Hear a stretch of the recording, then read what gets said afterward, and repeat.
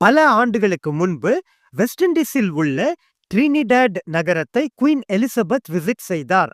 அப்பொழுது சிறுவனாக இருந்த டிம் டேவிஸ் என்பவர் அந்த நிகழ்வை பற்றி சுருக்கமாக பேசியுள்ளார். தனது மிஷனரி பெற்றோர்களுடன் ராணியை வரவேற்க நூற்றுக்கணக்கான மக்களுடன் சென்றதை அவர் நினைவு கூறுகிறார். தனது சிறிய கொடியை அசைத்து பரிவாரங்கள் தெருவில் வருவதை அவர் பார்த்தார். முதலில் சோல்ஜர்ஸ், பின்னர் குதிரை காவலர், அதற்கு பின் வந்த லிமோசைன் இலிருந்து ராணி ஆரவாரம் செய்த கூட்டத்தை நோக்கி கை அசைத்தார். பின்னர் ராணி ஊரை விட்டு வெளியே சென்றாள்.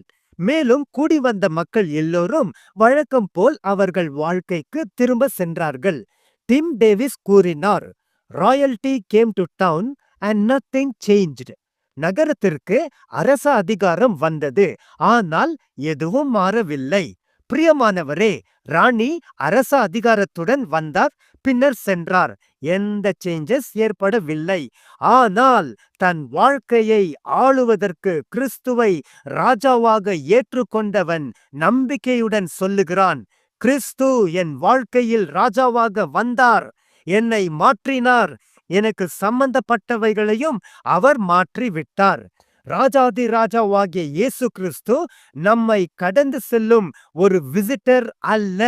He is a permanent resident. அவர் நிரந்தர குடியிருப்பாளர்.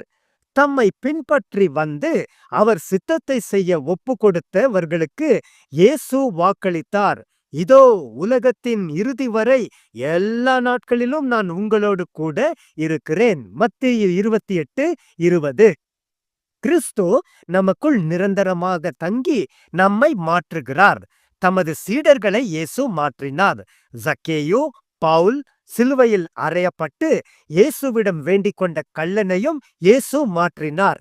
பல நூற்றாண்டுகளாக இயேசு கிறிஸ்து மில்லியன் கணக்கான மக்களின் வாழ்க்கையை மாற்றி உள்ளார். நம் வாழ்வில் ராஜாவாக கிறிஸ்து வாசம் செய்வது அவருக்கு மகிமையை கொண்டு வரும் விதத்தில் நம்மை மாற்றுவதில் நோக்கமாக கொண்டுள்ளது. நாம் இப்போது வாழும் மாற்றப்பட்ட வாழ்க்கை கிறிஸ்துவின் அரசாட்சி நமக்குள் வாழ்கிறது என்ற அற்புதமான சத்தியத்தை பிரதிபலிக்க வேண்டும். ஒருவன் கிறிஸ்துவுக்குள் இருந்தால் அவன் புதிய படைப்பு ஆக இருக்கிறான். பழையவைகள் எல்லாம் ஒழிந்து போனது, எல்லாம் புதிதானது. இவைகள் எல்லாம் தேவனாலே உண்டாய் இருக்கிறது. 2 கொரிந்தியர் 5:17-18. ஆமென்.